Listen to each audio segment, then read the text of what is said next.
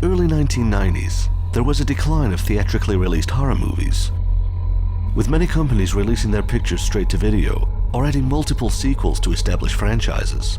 The horror genre was seen as a failing industry. In 1996, famed horror director Wes Craven created a movie that would both satirize and praise the slasher genre. This self-aware picture would kickstart the 90s teen horror movement and revitalize the industry. The movie defined a generation and over time amassed a major cult following. So how did this all happen? We'll sit back and relax and discover everything you ever wanted to know about Scream.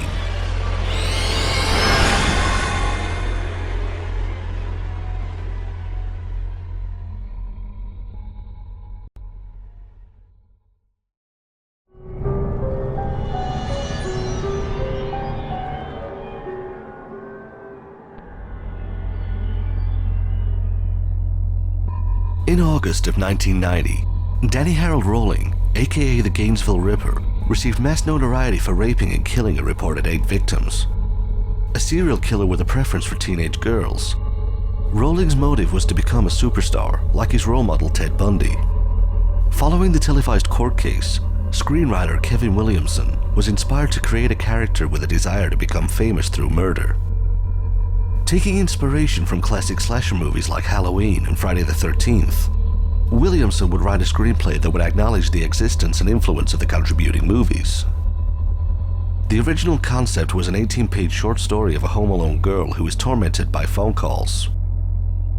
The short script, entitled Scary Movie, would later be expanded upon, including 2 drafts of potential sequels. For 3 days, Williamson treated the script into a full screenplay.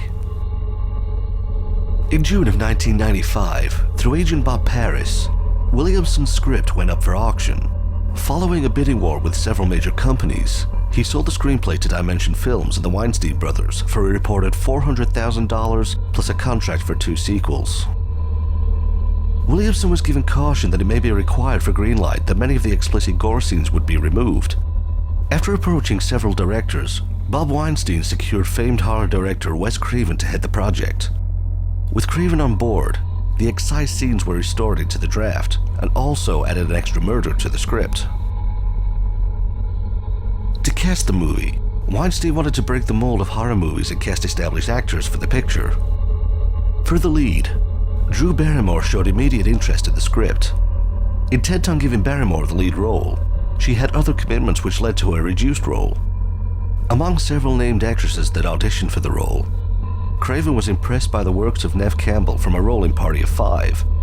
Believing her to be both innocent and strong, he thought her perfect for the role.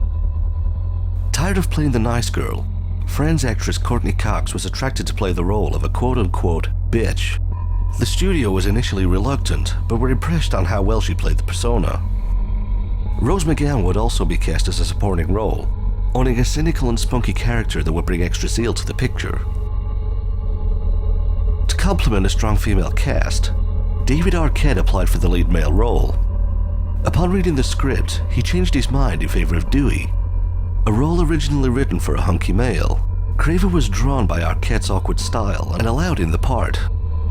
Skeet Ulrich was ultimately cast as the male lead. Craven saw a great resemblance to a young Johnny Depp. Having great attention for his role in A Nightmare on Elm Street, Craven saw a similar appeal in Ulrich. Having also appeared in The Craft alongside Neve Campbell, Ulrich landed the role. Matthew Lillard was cast by chance. Auditions for another production were being held in the same building as Scream. Lillard was escorting his then-girlfriend to another audition. As he waited, casting director Lisa Beach recognized Lillard from the movie Hackers and insisted he audition. Bringing an enthusiastic energy to the role, Lillard was cast almost instantly. The movie was self-funded by mother company Miramax for $15 million, with a release date set for December 1996.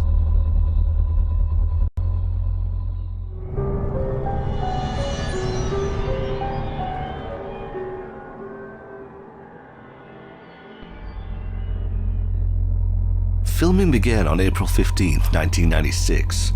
The Weinstein brothers had originally intended the movie to be shot in Vancouver, as it would have saved production an estimated $1 million.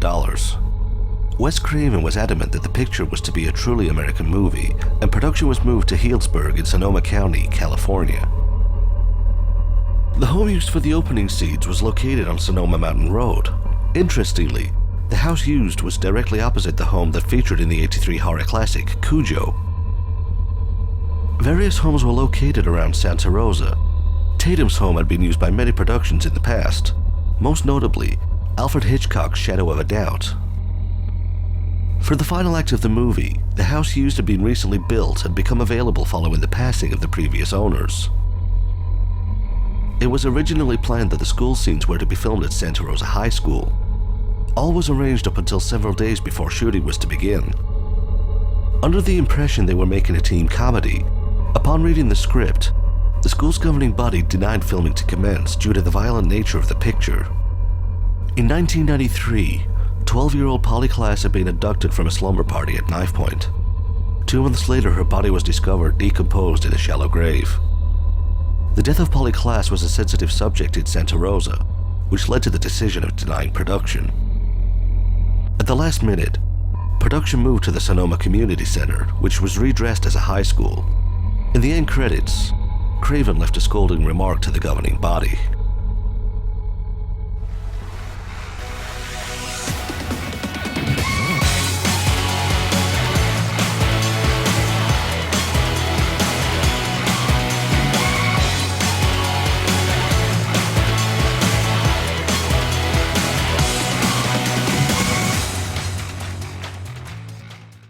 When designing the look of the mask, Craven was given creative freedom. During location scouting, when visiting the Shadow of a Doubt house, hanging on a bedpost was a Halloween mask in the style of the painting The Scream by Edvard Munch. Craven loved the design, but it was owned by the costume company Fun World. He asked K&B Effects Group to reproduce the mask but alter the design to avoid copyright. Many molds and designs were created, but none would achieve the look Craven wanted. Eventually, they approached Funworld to purchase the rights to the mask. Upon K&B creating reproductions to use for filming, Craven insisted on using the mask created by Funworld. The reproduced masks were used in 2 scenes, in the opening scene and Principal Himbry's death. The rest of the movie was filmed using the Funworld mask. Bob Weinstein initially disliked the look of the mask. Upon viewing the dailies of the opening scene, Weinstein was sold on the look. For the opening scene, Craven would borrow from Alfred Hitchcock's Psycho by killing the most high-profile actor early in the movie. Taking inspiration from '79's A Stranger Calls, the caller's voice was provided by Roger Jackson. Originally intended to serve as a reference for the actors, Craven was impressed with Jackson's tone, sounding both intelligent and evil. The calls were recorded live as Jackson would contact the set from an isolated cell phone. As the phones were live, the calls had been screened by the local sheriff's department. Director Wes Craven received a call back and had to explain that the calls were fake and they were making a movie. To keep Barrymore at high-stress levels, Craven would remind her of a news report about a dog that had been set on fire by a sadist. Though not confirmed, it's reported that Craven would draw pictures of dogs and set fire to them in order to get a reaction from Barrymore. As redemption to the actress, in the shot where Ghostface is hit by the phone, it was Wes Craven that wore the costume and took the blow. Craven would also feature Barrymore's face for the promotional art of the movie. To play the body of the killer, Craven cast stunt performer Dane Farwell, as he was well adapted to physical acting. Eager to don the costume, Skeet Ulrich was also allowed to wear the Ghostface guise in the scene where he creeps up behind Randy. In total, there would be 5 individuals to bring the killer to the screen: Matthew Lillard, Skeet Ulrich, Dane Farwell, Wes Craven, and Roger Jackson. The opening scene would also contain 2 of the largest gags in the movie, the first being the remains of Steve, Casey's boyfriend. To achieve the shot, a fake lower torso was created by K&B Effects. Actor Kevin Walls would sit behind the chair, feeding his head, shoulders, and arms through a hole in the chair. For Casey's corpse, a full body dummy was created of Drew Barrymore that was suspended from a tree. The reveal of the body was intended to be a longer take. To appease the MPAA, the shot was sped up to reduce screen time, an edit that actually improved the look of the reveal.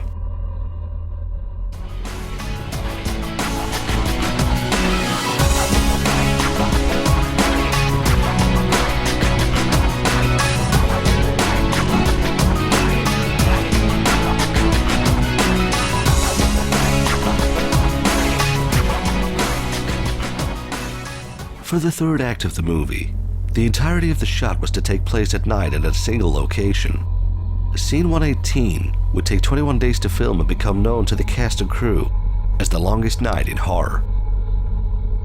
For the entirety of the scene, the cast were not allowed any wardrobe changes. This was done for continuity.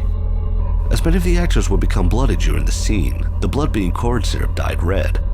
The clothes would become sticky shells of sweat and syrup. In the final scene of Tatum, she refers to the killer as Mr. Ghostface, a name that would become synonymous to the costume. Originally, the character had been known as Father Death. This can be seen on the packaging held by Mr. Himbry. It was also written that Dewey was intended to die. Craven was so fond of the character that he would leave his death ambiguous and film separate endings.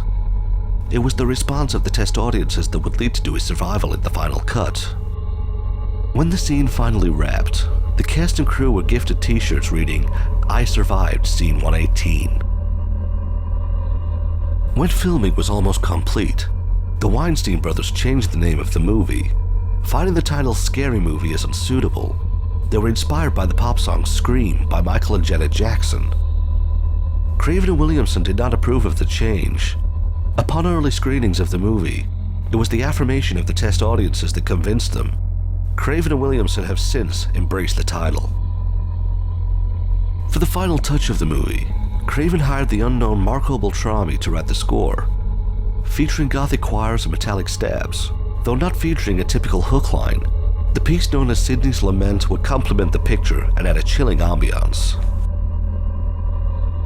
For 2 months, Craven was in constant battle with the MPAA to avoid an NC-17 rating, which would greatly reduce profits.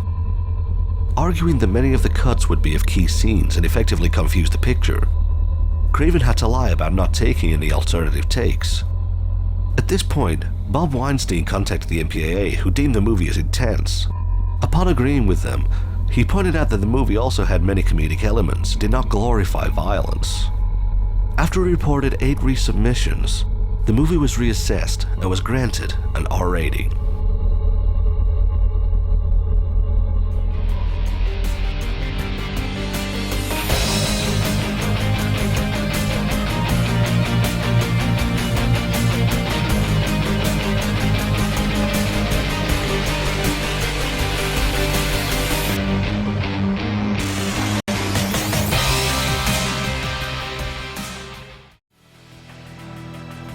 Demented Pictures is assisted by Patreon support. If you'd like to help the show develop, please keep viewing after the credits for contact details. If you're unable to contribute, please consider liking and sharing this video to help the channel grow.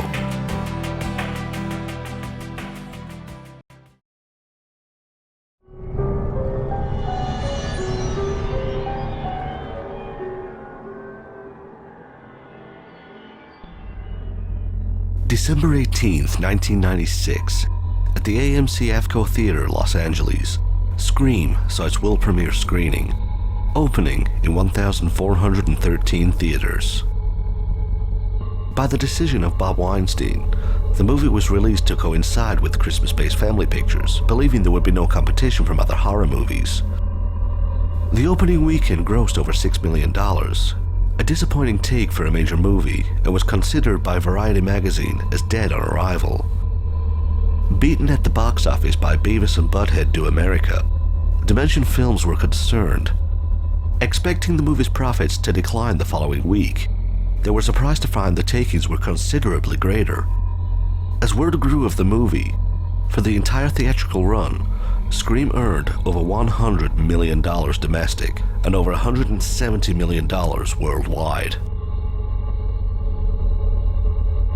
The reviews of Scream were mostly positive, commenting on its intelligence, solid plot, and great horror that doesn't focus on morbidity.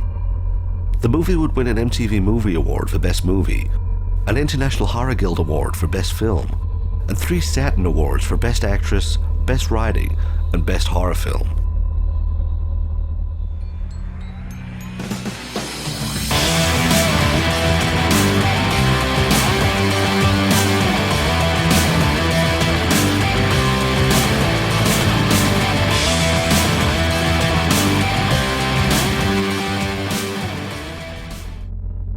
Sadly, the movie would be blamed for several murders. In 1998, teenagers Mario Padillo and Samuel Ramirez were convicted of matricide. They stabbed Ramirez's mother reported 45 times. Their goal was to inherit money and buy Ghostface costumes and voice changers. The case became known as the Scream Murder. Padillo and Ramirez received life sentences. In 1999, teenagers Daniel Gill and Robert Fuller stabbed their friend Ashley Murray 18 times in the head and back. Murray was found 40 hours later and made a miraculous recovery. There was no motive for the attack, but it was revealed in court on the day the two had watched the movie Scream and created many drawings of Ghostface. Gill and Fuller received 6 years detention. Murray sadly passed away in a car accident in 2010.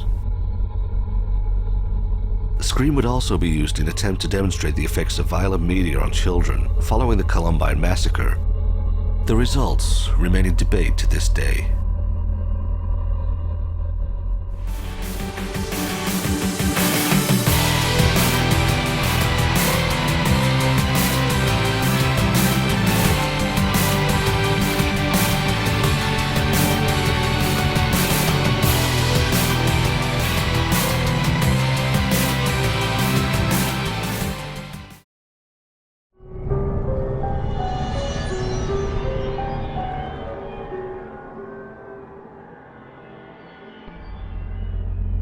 In the following year, Scream 2 would continue Sidney's story as she faces a copycat killer. Again written by Kevin Williamson, the movie would reunite several cast members and was generally well received by fans. In 2000, Scream 3 would follow Sidney as she works as a consultant on a movie about her life. Written by Aaron Kruger, the story would borrow heavily from the previous movies and received lukewarm reviews. 11 years later, Kevin Williamson would complete his contract with Scream 4. When a series of murders resurges in Woodsboro, Sidney returns home to aid the capture of a new killer. Seen as an improvement over Part 3, Scream 4 would be Wes Craven's final movie. In 2015, Dimension Television released Scream, the TV series. Set in the town of Lakewood, the series follows Emma Duvall as she is targeted by a serial killer who wears an all too familiar mask. The series has average reviews but has developed a loyal fan base. There were several movies that attempted to parody Scream. Most notably was the Wayans brothers' Scary Movie. Using the original title of Scream, Scary Movie pandered to low levels of slapstick humor. The movie would receive many sequels that parodied many other franchises with a rapidly declining quality. Scream has never had any direct video games. There was, however, a mobile game released for Android and iOS to coincide with the release of Part 4. Funworld Costume would also release a range of Halloween costumes to cash in on the movie's popularity. Presently, they supply a range of Ghostface costumes that are a bestseller for the company. Funworld also released many other accessories to coincide with the Scream franchise, including a bloody knife and voice changer. Over 2 decades have passed since the release of Scream. In the years that followed, it has risen to the ranks of Halloween, Friday the 13th, and the Texas Chainsaw Massacre. Ghostface has become one of the most recognizable icons synonymous to horror. With the series greenlit for future episodes and the ever-growing fan base of the movies, Scream has become a true slasher classic.